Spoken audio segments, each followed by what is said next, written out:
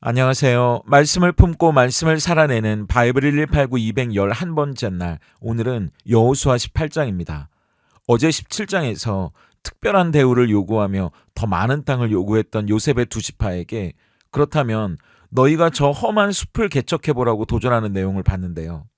18장에서는 불평조차 하지 않고 아예 아무것도 하지 않은 채 멍하니 주저앉아 있는 일곱 지파가 등장합니다.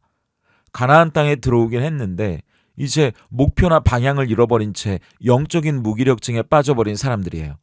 오늘 본문은 그런 그들과 우리를 향해 하나님이 어느 때까지 지체하겠냐고 물으시면서 다시 일어나 믿음으로 나아가라고 명령하시는 내용입니다. 먼저 1절부터 10절까지는 실로에 회막을 세우고 땅을 분배하는 과정인데요. 1절을 보세요. 이스라엘 자손의 온 회중이 실로에 모여서 거기에 회막을 세웠으며 그 땅은 그들 앞에 돌아와 정복되었더라. 지금까지 이스라엘의 본부는 요단강을 건넌 직후 진을 쳤던 길갈이라는 베이스 캠프였습니다. 그런데 이제 길갈이 아니라 실로로 그 장소가 옮겨져요. 실로는 히브리어로 평화, 안식을 의미하는 곳이거든요. 거기에 회막을 세웠다는 건 이제 이스라엘의 삶의 중심이 전쟁에서 예배로, 그리고 이동에서 정착으로 바뀌었다는 걸 보여줍니다. 그런데 2절을 보세요. 그러나 이스라엘 자손 중에 그 기업의 분배를 받지 못한 자가 아직도 일곱 지파라. 유다 지파와 요셉 자손은 땅을 분배받았는데 나머지 일곱 지파는 아직도 땅을 받지 못한 채 어정쩡하게 남아있는 거예요. 그런데 그들은 땅을 정복할 힘이 없어서가 아니라 의지가 없어서 머뭇거리고 있는 상황입니다. 그럼 그들에게 여호수아가 3절과 같이 호통을 치는데요. 여호수아가 이스라엘 자손에게 이르되 너희가 너희 조상의 하나님 여호와께서 너희에게 주신 땅을 점령하러 가기를 어느 때까지 지체하겠느냐. 여기서 지체한다는 말의 뜻은요, 손을 늘어뜨리다, 긴장을 풀다, 게으르다는 뜻이에요. 그러니까 가나안 땅에 들어오고 난 뒤에 그들이 목표를 잃어버리고 마음의 열정도 사라져버린 채 도대체 언제까지 이 싸움을 계속해야 하냐고 현실에 안주해버린 상태라는 걸 보여줍니다. 우리도 비슷하지 않나요? 열심히 달려가다가도 어느 순간 뜨거웠던 신앙이 식어버리는 거예요. 그리고 길을 잃어버리는 겁니다. 그런데 하나님은 그런 우리를 내버려 두지 않으세요. 여호수아의 독특한 처방을 보세요. 4절입니다. 너희는 각 지파에 세 사람씩 선정하라. 내가 그들을 보내리니 그들은 일어나서 그 땅에 두루 다니며 그들의 기업에 따라 그 땅을 그려가지고 내게로 돌아올 것이라. 그냥 가서 싸우라가 아닙니다. 가서 보라는 거예요. 그리고 그려오라고 이야기합니다. 왜 이런 명령을 내리겠어요? 목표도 방향도 잃어버린 채 열정도 사라지고 무기력증에 빠진 우리에게 하나님은 꿈을 꾸라고, 그래서 믿음으로 그림을 그리라고 말씀하시는 거잖아요. 아직 내 땅이 아니에요. 여전히 적들이 살고 있는 땅입니다. 그런데 하나님은 그 땅을 밟으며 꿈을 꾸라고 말씀하세요. 이 골짜기에는 포도원을 만들어 보면 어떨까? 저 언덕에는 집을 지으면 멋있겠지? 여기 이쯤에는 우물을 파야 될 것 같아.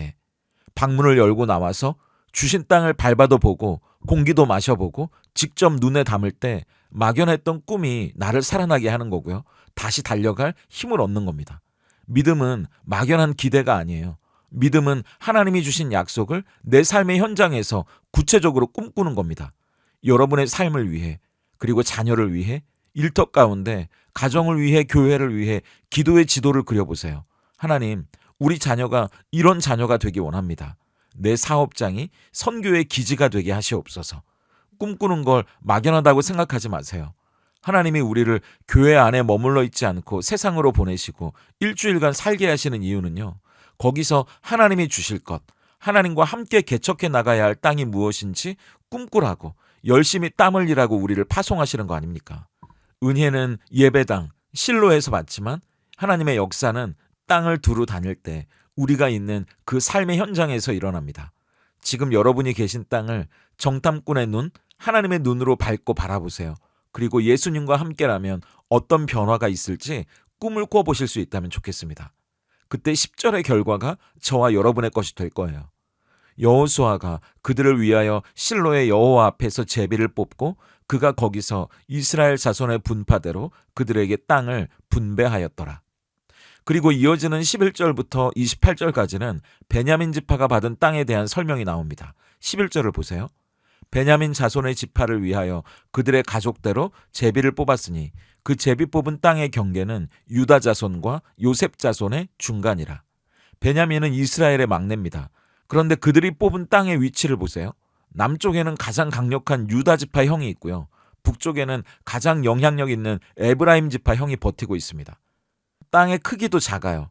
그러니까 어떻게 보면 잘 나가고 힘센 고래 형들 사이에 낀 새우처럼 눈치 보이고 눌리기 좋은 위치잖아요. 그런데 신명기 33장 12절에서 모세가 베냐민 지파에게 축복했던 내용이 이렇습니다. 베냐민에 대하여는 일러스되 여호와의 사랑을 입은 자는 그 곁에 안전히 살리로다. 여호와께서 그를 날이 마치도록 보호하시고 그를 자기 어깨 사이에 있게 하시리로다. 베냐민 지파가 유다와 에브라임이라는 강력한 두 지파 형들 사이에 끼인 건 억압이 아니라 하나님이 가장 그들을 안전하게 보호하시는 어깨 사이 같은 자리였다는 거예요. 하나님은 가장 연약한 막내 베냐민을 가장 강한 형들 사이에 두셔서 지키게 하신 거죠. 더 놀라운 건 베냐민이 받은 성읍들인데요. 21절부터 28절까지 쭉 나오는 이 성읍들을 보세요. 여리고, 베델, 기브온, 미스바를 지나 28절의 여부스까지 우리에게도 낯익은 의미 있는 곳들이 많거든요. 가나안에서 처음 맛본 승리와 기적의 땅 여리고, 야곱이 하나님을 만났던 베델, 나중에 사무엘이 회개 운동을 일으킨 미스바, 그리고 이스라엘의 수도 성전이 세워지게 될 예루살렘까지요. 땅의 크기는 작죠. 그런데 그 영적인 밀도나 가치는 어떤 지파보다 큽니다. 이게 하나님의 분배 방법이에요. 세상은 평수가 얼마나 넓은지를 따지지만 하나님은 그 땅에 담긴 영적 가치를 보시거든요. 우리가 지금 서 있는 자리가 때로는 답답해 보이고요. 남들보다 작아 보일 수 있어요. 하지만 그 볼품없어 보이는 직장이, 갑갑해 보이는 가정이, 꿈조차 꿀 수 없는 것처럼 느껴지는 그 환경이 하나님이 어깨 사이에 두고 우리를 가장 안전하게 보호하시는 자리고요. 거기서 지금은 우리가 알지 못하는 하나님의 역사를 멋지게 준비하고 계시는 자리라는 겁니다. 하나님은 그 작은 땅, 세상에 잘난 사람들 틈에 끼어있는 좁은 땅 여부스에서, 그 예루살렘에서 세상을 구원할 십자가를 세우시잖아요. 오늘 우리 삶의 자리도 마찬가지입니다. 좁고 답답해 보이는 그 자리가, 꿈조차 꿀 수 없는 그 땅이 하나님의 거룩한 역사가 시작되는 새로운 땅이 될 거예요. 그렇다면 오늘 여호수아 18장이 던지는 질문 앞에서 우리는 어떻게 삶으로 대답할 수 있을까요? 첫 번째 질문은 나는 하나님이 주신 기업을 방치하고 있지는 않습니까? 예요. 7지파는 기업을 주시겠다는 약속을 받았지만 어느 때까지 지체하겠느냐 하는 책망을 들을 만큼 그 약속을 방치했습니다. 오늘 우리에게도 하나님이 주신 기업이 있어요. 예배의 감격, 가정의 거룩, 일터에서의 소명. 그런데 우리는 너무나 이 기업들을 방치합니다. 바쁘다는 핑계로, 또 어쩔 땐 게으름으로 기도의 자리를 비우고요. 두려움 때문에 세상과 타협하며 거룩을 포기합니다.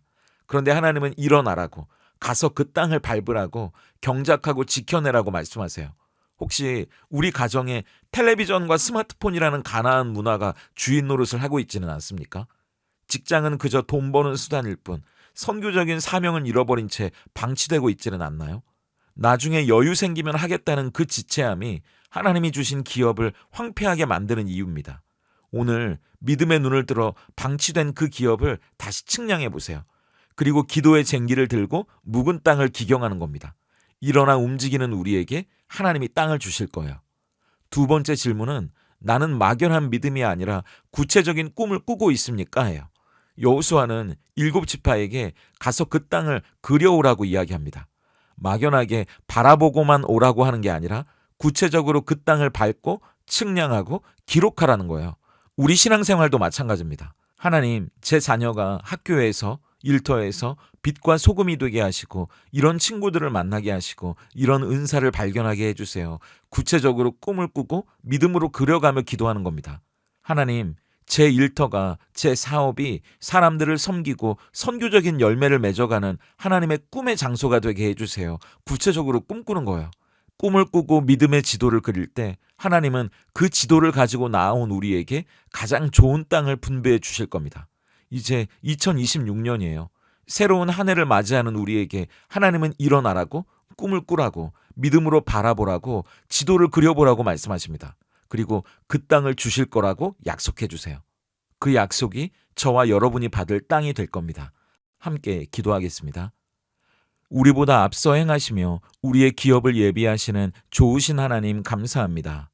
실로의 안식에 머물며 더 이상 나아가려 하지 않았던 일곱 지파의 모습에서 목표도 방향도 상실한 우리 자신을 발견합니다. 어느 때까지 지체하겠느냐는 주님의 책망을 오늘 우리에게 주시는 음성으로 듣겠습니다.